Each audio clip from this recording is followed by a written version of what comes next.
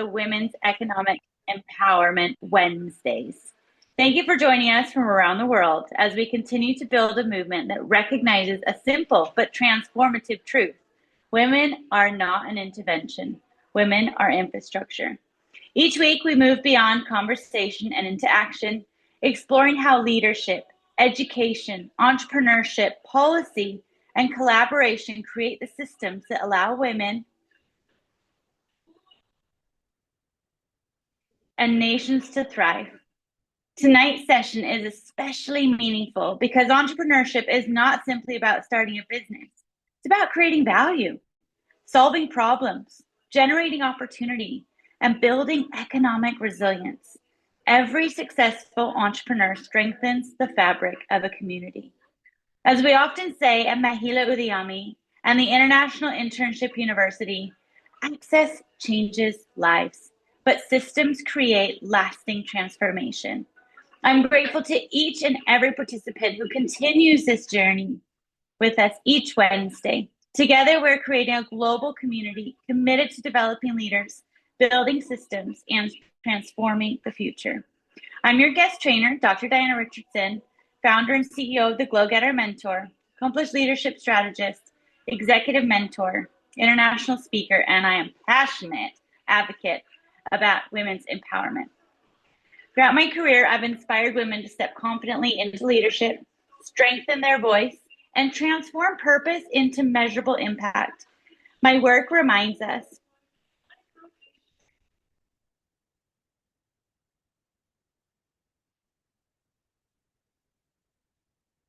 long before someone gives us a title. It begins the moment we decide to believe in our own potential and invest in our growth. So please join me this evening.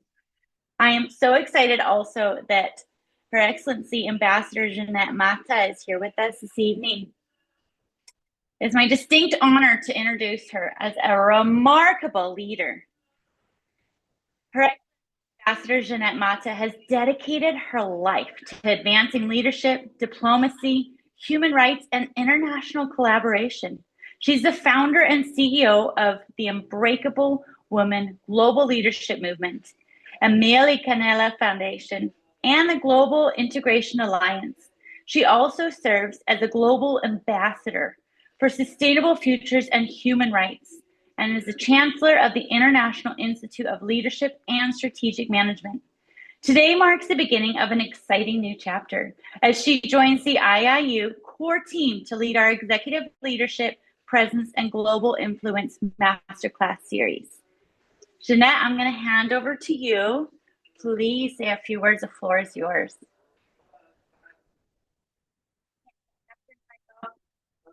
Or on, I mean, I'll turn mine off. Yeah, it was me. Okay, yeah. Okay. So thank you. Thank you for this honor. Always, first and foremost, to thank you, Dr. Diana Richardson, to thank Dr. Virginia Rivera, Maha, the Piyush Group, IIU, Mahila Udyami, for creating this, and for all of you that are here joining us every week. All I can say on behalf of all of us is only going to get better. So thank you for being here today. As today is a continuation of last week's masterclass, and it is something that is so dear to my heart. Let me bring up let me share my screen and get this ready.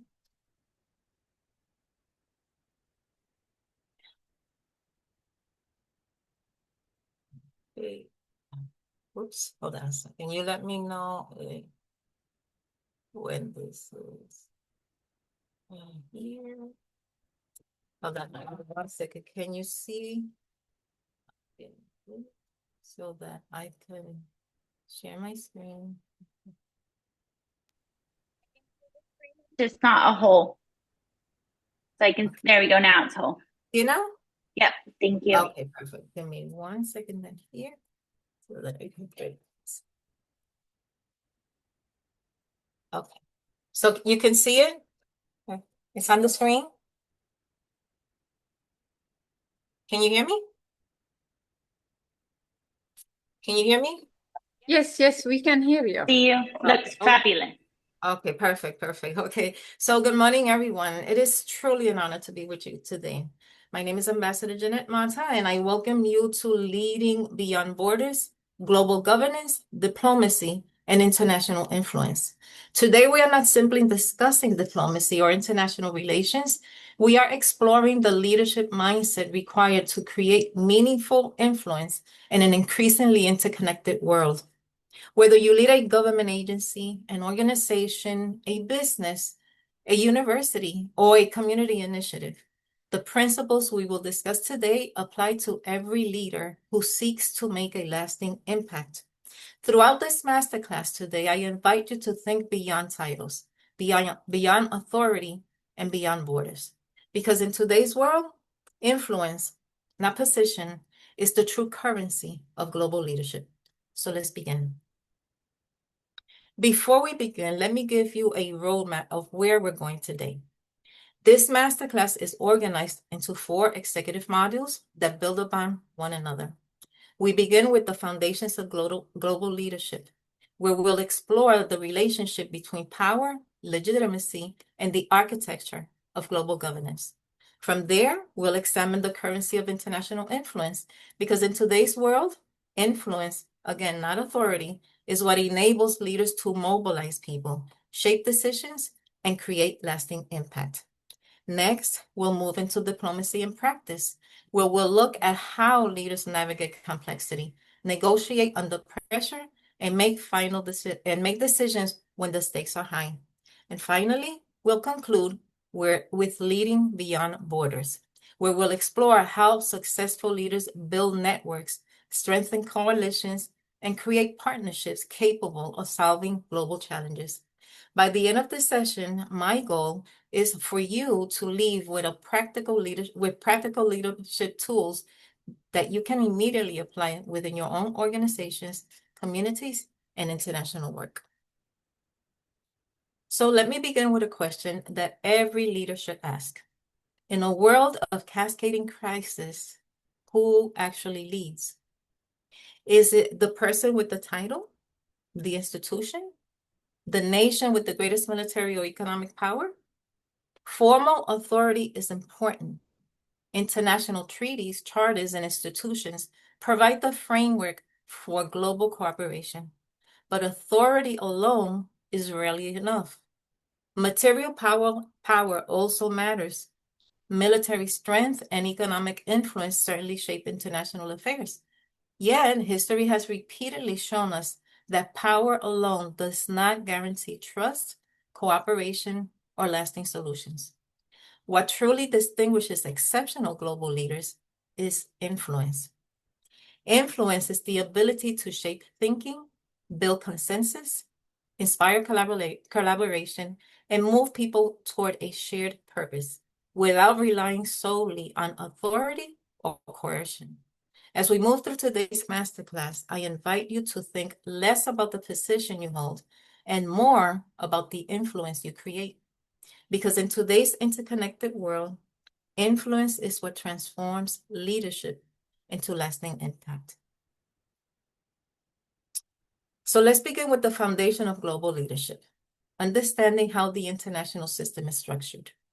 Global governance is not controlled by a single institution. It is a complex architecture made up of 4 interconnected pillars. First, we have the normative pillar. These are the principles, treaties, and international agreements, such as the UN Charter and the Universal Declaration of Human Rights, that establish the rules and values guiding international behavior. Second is the institutional pillar. These are the organizations that translate those principles into action, including the United Nations, the Bretton Woods institutions, and regional organizations that facilitate international cooperation. Third is the informal pillar. Much of today's diplomacy happens outside formal meeting rooms. Groups such as the G7, G20, and Track 2 diplomacy often shape consensus long before official decisions are announced. And finally, we have the networked pillar. Today, Cities, corporations, universities, civil society organizations, and NGOs all influence global policy. Leadership is no longer exercised exclusively by governments.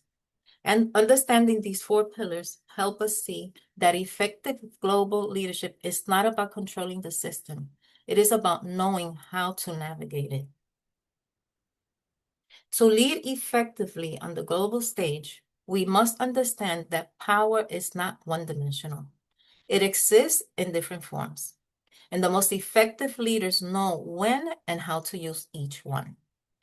Hard power is the ability to influence through military strength, economic leverage, sanctions, or control of resources. It can produce immediate results, but it rarely creates lasting commitment. Soft power, however, is the ability to attract rather than compel. It comes from credibility, values, culture, institutional reputation, and moral authority. It inspires others to follow because they believe in your vision. The most effective leaders, however, practice smart power. They strategically combine hard and soft power, adapting their approach to the situation, building coalitions, and influencing outcomes without relying solely on authority.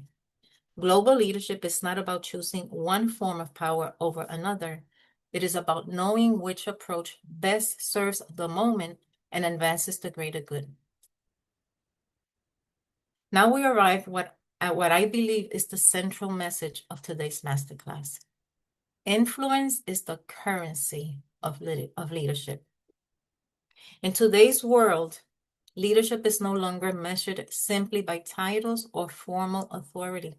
It is measured by your ability to shape ideas, inspire action, build trust, and bring people together around a common purpose.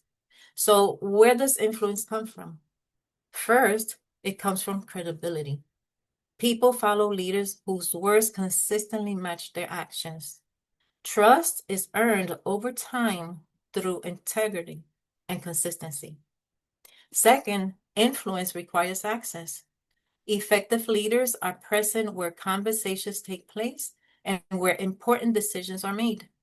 If you're not at the table, it's difficult to help shape the agenda. Third, influence is built on expertise. People seek out leaders who bring knowledge, sound judgment, and solutions to complex challenges. And finally, influence grows through relationships. The strongest leaders invest in genuine, long-term relationships built on trust, collaboration, and mutual respect. When credibility, access, expertise, and relationships come together, influence becomes your greatest leadership asset. And that is what creates global lasting impact. Influence is not built overnight. It is earned through consistent actions over time. The first principle is show up early. The leaders who help define the conversation before opinions become fixed are often the ones who shape the outcome. Second, deliver small wins. Never underestimate the value of consistency. Every commitment you keep builds credibility for greater leadership opportunities. Third, share credit. Strong leaders are not threatened by the success of others. They recognize, encourage, and elevate people because leadership grows through generosity, not ego. Fourth, invest in relationships. Influence is built on trust. Relationships developed long before they are needed become your greatest strength when challenges arise. And fifth, protect your reputation. Your reputation is one of your most valuable assets. It takes years to build and only moments to damage. Finally, continually renew your influence. Influence is not something you possess. It is something you earn every single day through your character, your competence, and your commitment to others. That is how influence becomes lasting leadership. One of the greatest mistakes leaders make is believing that influence should be, I'm sorry, let me turn off my phone. My apologies for that. Okay. One of the greatest mistakes leaders make is believing that influence should be used every time they have it. Effective leaders know that influence is a strategic resource. There are times when you must step forward, when core values, national interests, organizational priorities, or the success of a coalition are at stake. Leadership requires visible action. There are also moments when silence could be misunderstood as agreement, making it essential to speak with clarity and conviction. But there are also times when wisdom means exercising restraint. If an issue is not aligned with your strategic priorities, if success is unlikely, if acting could damage important partnerships, or if quiet diplomacy can achieve a better result, restraint becomes a sign of strength, not weakness. The greatest global leaders understand that leadership is not about winning every battle.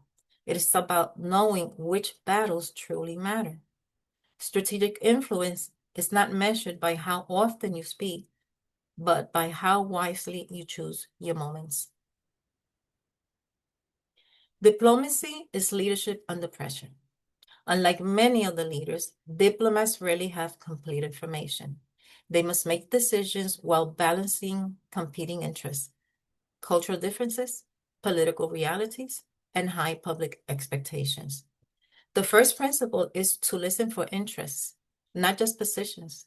What people say they want is often different from what they truly need. Great diplomats identify those underlying interests. Second, frame the issue before debating the solution. The way a problem is defined often determines the solutions people are willing to accept.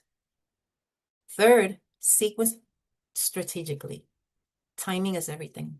Knowing when to introduce an idea can be just as important as the idea itself. And finally, create a face-saving path. The strongest agreements are those in which every party leaves with dignity, trust, and the ability to move forward together. At its core, diplomacy is not about defeating others. It is about creating solutions that allow everyone to succeed. Success in global leadership is not determined only by what you know. It is determined by how effectively you operate within multilateral environments. The first skill is agenda control. Leaders who help shape what is discussed, when it is discussed, and how it is framed often influence the outcome before negotiations even begin. Second is coalition architecture. No major global challenge is solved alone. Effective leaders identify key stakeholders early and build partnerships around shared interests and common goals. Third is procedural influencing. Understanding the rules is not a technical detail. It is a strategic advantage. Leaders who master procedures know how to move ideas forward and build consensus. Fourth is textual precision. In diplomacy, every word matters. A single phrase or even a comma can influence international agreements for years to come. Fifth is corridor diplomacy. Some of the most important conversations happen outside the formal meeting room. Trust is often built in informal discussions long before official decisions are announced. And finally, public alignment. What leaders communicate publicly shapes expectations, influences stakeholders, and directly affects what becomes possible at the negotiating table. Mastering these six skills transforms a participant into an influential global leader. Every leader will eventually face a crisis. The question is not whether a crisis will occur, it is how we choose to lead through it. The first priority is to stabilize information. Before making decisions, leaders must establish a clear, accurate, and trusted understanding of the facts. Confusion creates uncertainty, and uncertainty creates poor decisions. Second, clarify decisions' rights. Everyone must know who is responsible, who has authority, and how decisions will be made. Clarity accelerates action. Third, protect strategic options. In the early stages of a crisis, avoid making irreversible decisions. Give yourself the flexibility to adapt as new information emerges. Fourth, communicate continuously. In the absence of communication, people create their own narratives. Honest, timely, and transparent communication builds confidence and maintains trust. Finally, capture the lessons learned. Every crisis provides an opportunity to become a stronger leader and build a more resilient organization. The greatest leaders are not remembered because they avoided crisis. They are remembered because they led others through them with courage, clarity, and integrity. The most influential leaders today do not lead alone. They lead through networks and coalitions. In the 21st century, influence no longer flows primarily through hierarchy. It flows through relationships, partnerships, and the ability to unite people around a common purpose. The first leadership skill is convener power, bringing the right people together at the right time. Great leaders create spaces where collaboration can happen. Second is brokerage. Exceptional leaders connect people and organizations that might never have worked together, creating opportunities that benefit everyone involved. Third is stewardship. Building a coalition is only the beginning. Sustaining it requires trust, transparency, shared purpose, and recognizing the value each partner brings. Finally, exit discipline. Every coalition has a life cycle. Great leaders know when its purpose has been fulfilled and concluded professionally, preserving trust and opening the door for future collaboration. The leaders who will shape the future are not those who build the biggest organizations. They are those who build the strongest relationships and unite people around a shared vision. Leadership is not only about achieving results, it is also about preparing others to lead. One of the greatest responsibilities we have as leaders is to invest in the next generation. First, model integrity. Emerging leaders learn more from what they observe than from what they are told. Every decision we make and every action we take sets an example. Second, create stretch opportunities. People grow when we trust them with meaningful responsibilities that challenge them to think, solve problems, and lead with confidence. Third, teach the craft intentionally. Leadership is not learned by accident. It is developed through mentoring, coaching, honest feedback, and sharing the lessons we've learned along the way. And finally, open doors across borders. Encourage emerging leaders to build international relationships, collaborate across cultures, and embrace diverse perspectives. The challenges of tomorrow will require leaders who think globally while acting with integrity and purpose. The strongest organizations and institutions are those that continually develop new leaders, ensuring that excellence, service, and impact continue from one generation to the next. Everything we've discussed so far comes together in one essential question. What kind of leader do I choose to be? This personal leadership framework is not about position or title. It is about the principles that guide our decisions every day. First is clarity. Know your values, your purpose, your core principles before you walk into any meeting or negotiation. Leaders who are clear about who they are inspire confidence in others. Second is presence, and this is very important. Be fully engaged with the people in front of you. Great leaders listen, observe, and recognize opportunities that others often overlook. Third, restraint. Leadership is not always about speaking first or acting immediately. Sometimes the wisest decision is to pause, listen, and respond with intention rather than emotion. Fourth is courage. There will be moments when doing the right thing is difficult.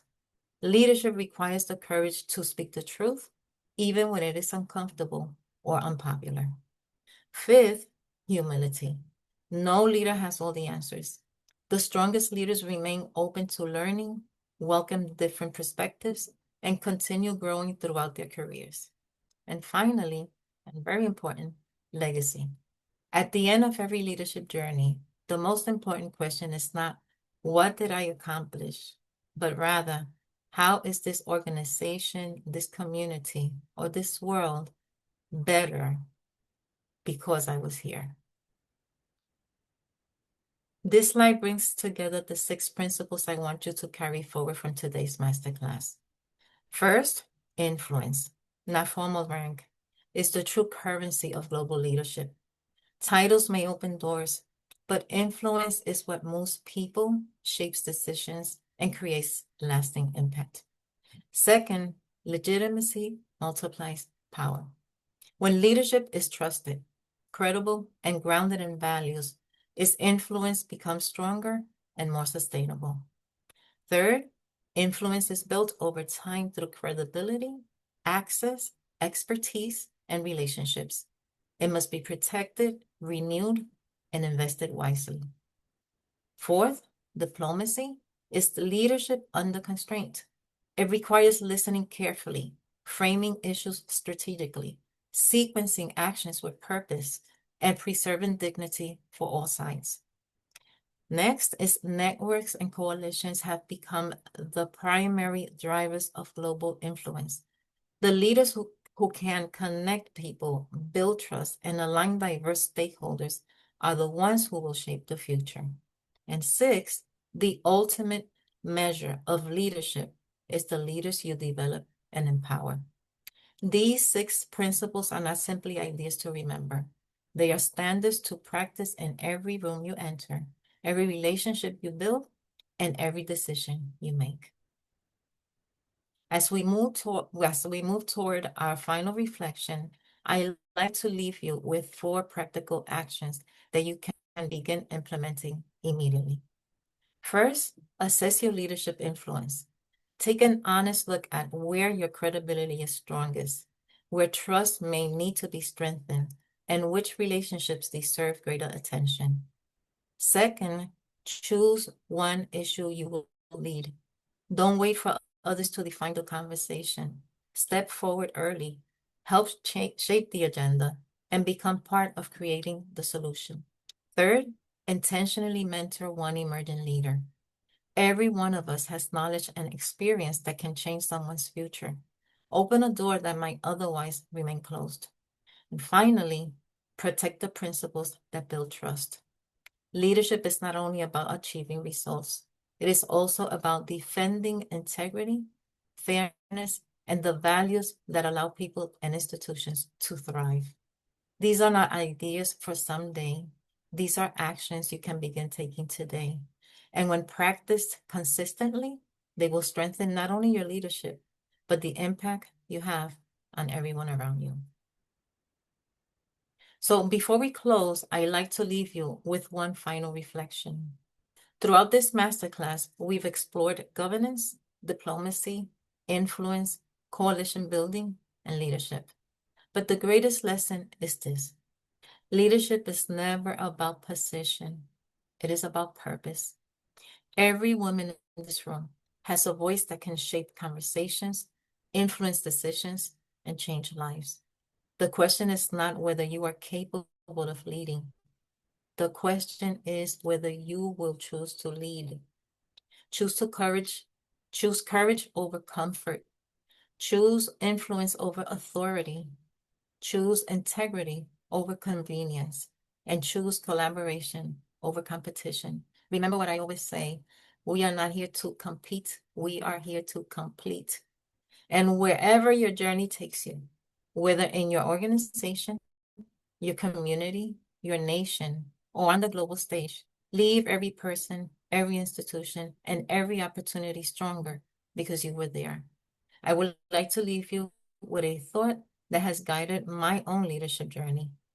Leadership is not measured by the title you hold, but the lives that you elevate, the bridges you build, and the courage you inspire in others. When women lead with purpose, the world does not simply change, it evolves. My hope is that when you leave today, You will not simply remember this masterclass. You will remember the moment you decided to lead with greater purpose, greater influence, and greater courage. So thank you for allowing me to share this journey with you today. It has been an honor to be with you today and keep leading beyond borders because the world is waiting for the leader only you can become. Thank you. Thank you so much, Jeanette.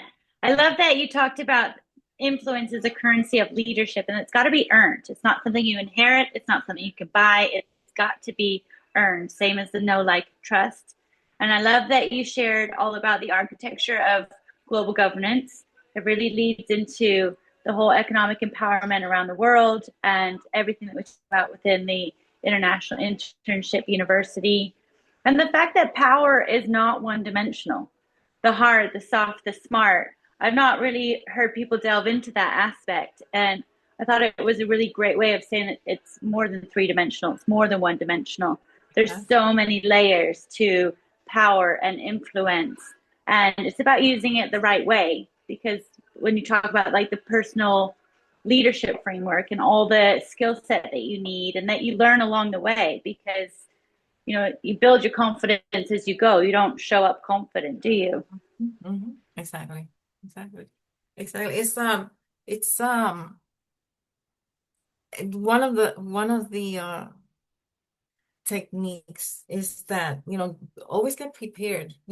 Education is like so vital because we learn every single day, but pay attention to each other, pay attention to the next person, to the person in the room, because we learn from each other.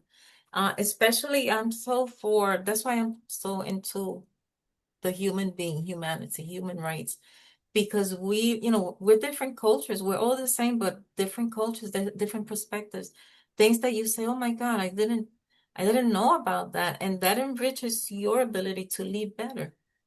So always have that, your antennas, receptive to acquire information because it's gonna make you better. And also it's so important. It's not about competition. It's about, as I always say, I'm not here to compete. I'm here to complete because that's what, we can't do it alone. And leadership is about that. The strong leaders are those that are, look, this is an example. I always take this platform as an example, with Dr. Virginia and IIU and what they've built, and they're bringing the world together. That's strong leadership. That is, we are all an example of this, of what strong leadership is. Definitely. And I want to lead into that and talk a little bit more about entrepreneurship, because you need to be a leader in your own business. You need to be a leader in your own life as well as becoming a global leader. So I'm going to lead a little bit more into entrepreneurship. Let me share my screen.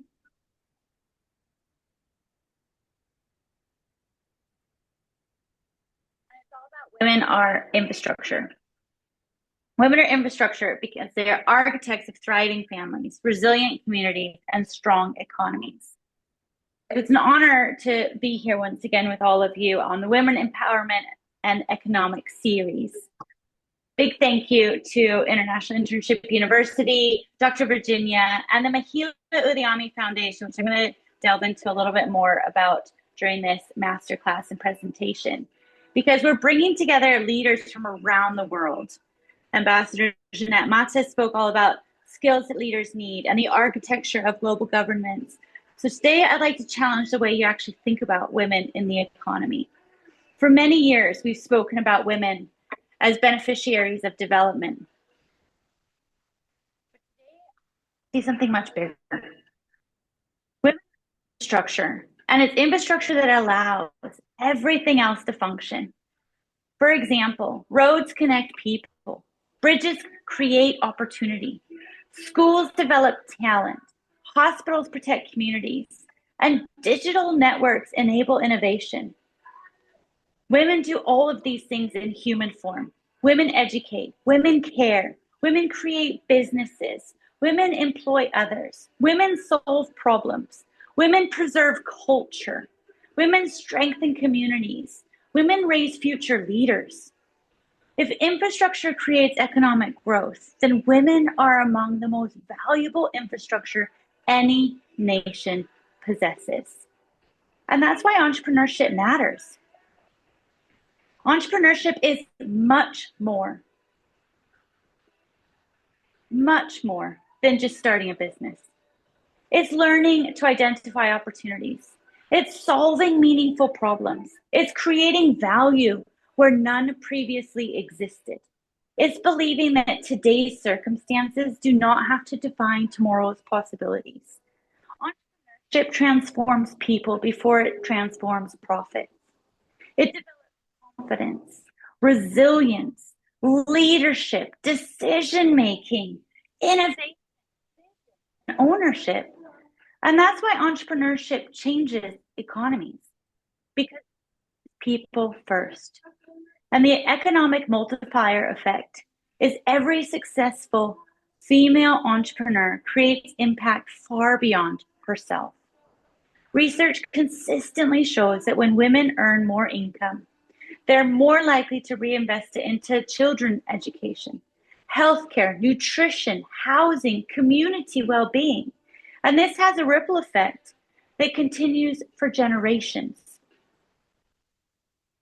Women own roughly 1/3 of businesses worldwide, yet they remain concentrated in micro and small enterprises because of an unequal access to finance, markets, and networks. Closing the gender gap in labor force participation and entrepreneurship could add trillions of dollars to the global GDP over time, according to many different studies, including McKinsey. Women-led businesses create employment, increase household income, and improve economic resilience within communities. And that's why women's entrepreneurship is not simply a social issue. It's a global economic strategy. And it's having that entrepreneurial mindset. Successful entrepreneurs think differently. An entrepreneurial mindset isn't just reserved for business owners. It's a way of seeing the world differently. And I'm going to discuss 5 ways that maintain a growth mindset for entrepreneurs. One is curiosity. Ask, how can I help? How can I add value? What problems need solving? What opportunities did everybody else miss? Curiosity creates that innovation. How can I help? How can I add value? Number 2 is courage. Progress requires action before certainty. Successful entrepreneurs rarely feel ready. And then confidence grows through action, not before it. Number 3 is resilience, because every entrepreneur experiences setbacks. Businesses fail, plans change, markets evolve. But an entrepreneurial mindset asks, what can I learn? Rather, why did this happen to me? It's all about that first attempt in learning, failing forward. Number 4 is responsibility. Entrepreneurs move from blame to ownership. They recognize that they can't control everything, but what you can control is your attitude, your response to the situation, and your next. And number 5 is my favorite, vision. Because every successful business begins with someone imagining a future that does not yet exist. Having a vision, taking action are part of an entrepreneurial mindset. Vision creates direction, action creates momentum, and consistency creates results. Even though women are becoming more entrepreneurs, leaders in the world, they still continue to face barriers. Around the world, women still continue to encounter obstacles that limit business growth. Some of these include limited access to finance, restricted access to property and assets, unequal digital access, limited professional networks, unpaid caregiving responsibilities, a lack of mentorship, cultural expectations, and confidence gaps. But notice that's really important in that list. These barriers are not evidence of lack of ability. They're evidence of systems that still require improvement. And this is why I feel so strongly about the Mahila Udyami Foundation. Because when we improve systems, women thrive, businesses thrive, communities thrive, and economies thrive. Building those entrepreneurial ecosystems Empowering women is not enough. We must build those ecosystems. And ecosystems include education. Udyami headquarters in India, Mujer Emprende in South America, and we're building others around the world. We've got another one being built in Botswana. We provide mentorship, finance. People then become their own ecosystem. It's an enabler. It's giving access, technology, creating networks in rural areas, connecting them with policy change makers, global markets, and leadership opportunities like our train-to-trainer programs. These communities support each other, and at the same time, they often provide education for the children as well. So while the women are being educated and learning and developing their skill set, you have places like James International School that are educating the children. And through that, then inspire other children to want to go to school. So James International School has actually reopened 5 other schools around the area because it's inspired other communities to want to learn as well, and that value of education. And this is exactly why organizations like the IIU and Mahila Udyami Foundation matter so much. Because you're not simply supporting entrepreneurs, you're building infrastructure, and that enables thousands of women to succeed. And that impact will continue long after today's masterclass has ended. So I encourage each one of you to join me in this short reflection activity today. I invite our listeners and our participants to write down these 4 questions. Question 1, what opportunity have I been waiting for permission to pursue? What opportunity have I been waiting for permission to pursue? In my community could become a business opportunity. What problem in my community could become a business opportunity? 3, who could I collaborate with to create a greater impact? Who could I collaborate with to create a greater impact? And question 4, what courageous action will I take within the next 7 days? In the next week, what courageous action will I take? And today I'd like to close with a quote by Margaret Mead. She was an American cultural anthropologist, author, and speaker who appeared frequently in mass media during the mid-20th century. And Margaret once said, never doubt that a small group of thoughtful, committed citizens can change the world. I'd like to add a sentence to this quote. Never underestimate what happens when women are given the opportunity to build. Because it shows that communities become stronger, businesses become more innovative, children gain greater opportunities, families become more resilient, economies become more inclusive, and nations become more prosperous. Because women are not simply participating in development, we're building it. Mahila Udyami and International Internship University, we're not simply preparing women for today's economy. We're helping women create tomorrow's economy. And the change starts with every business that is started, with every woman who finds her voice, every entrepreneur who creates employment, and every girl who believes if she can do it, perhaps. Confidence and self-belief strengthens the foundations of our communities. Because when women thrive, communities flourish. When women lead, economies grow. And when women build, nations prosper. Women are infrastructure. And that's why investing in women is not charity. It's an act of nation building. So remember today that women are infrastructure. And thank you very much for tuning in. I want to loop back in with you, Jeanette, and talk about the leadership that's required in becoming an entrepreneur, being a business owner, because I think that's really important. So thank you. This is amazing. Thank you for everything that you have shared, and it's so it interconnects, because when you're an entrepreneur, you're a leader.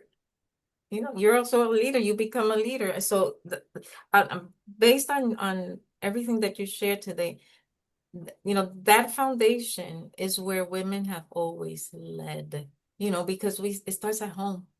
It starts at home. Our leadership, our diplomacy, our entrepreneurship, it starts at home because, women have to juggle with so much, especially when they have multiple children and this and that, and, single parents, single mothers. I mean, it starts at home. So and education, women educate the workforce before the workforce even enters a classroom. That that is so important. Women build healthy families that become productive communities. Women build families that become productive communities. Women launch small businesses that become employers.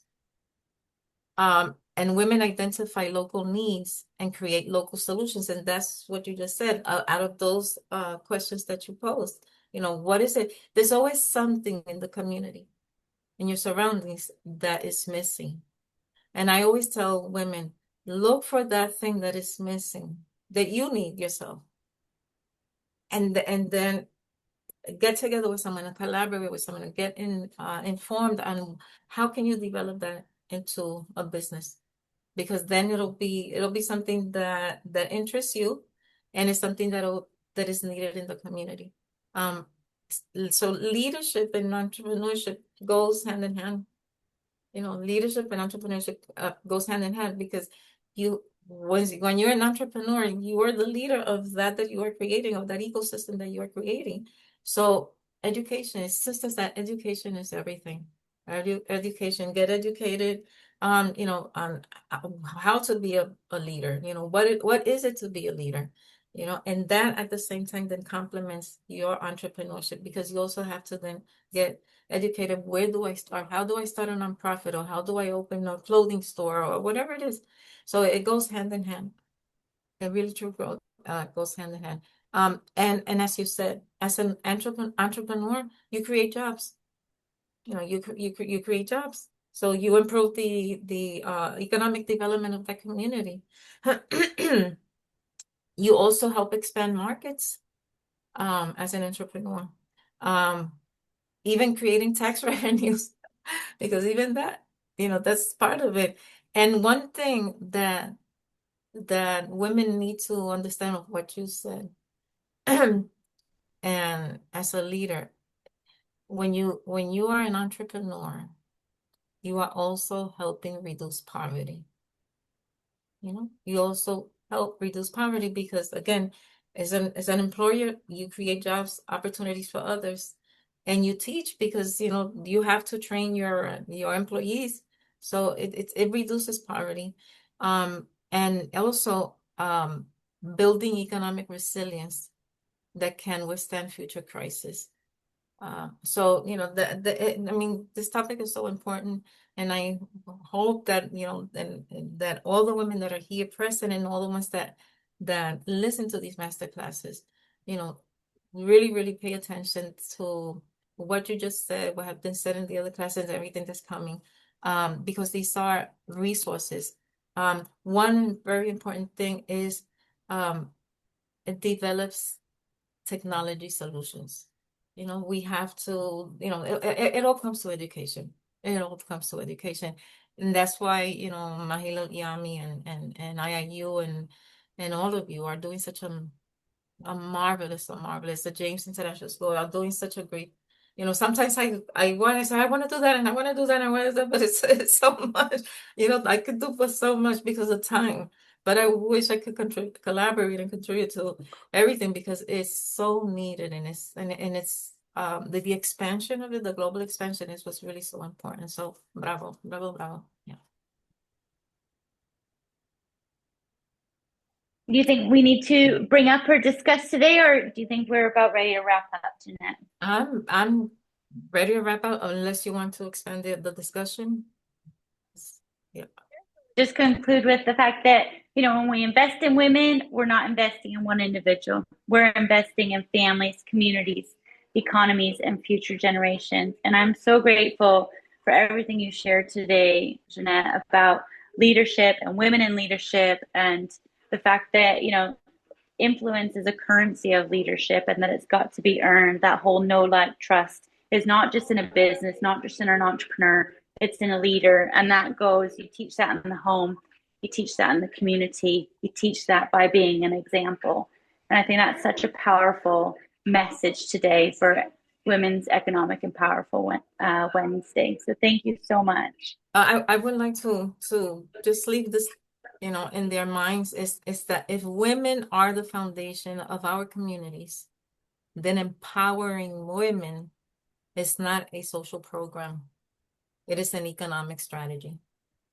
So, so we'd like to leave you with that. Okay. Thank you very much for your time. Yeah, thank you so much. Thank you. And to all of you, thank you for being here, and we'll see you next week. Bye.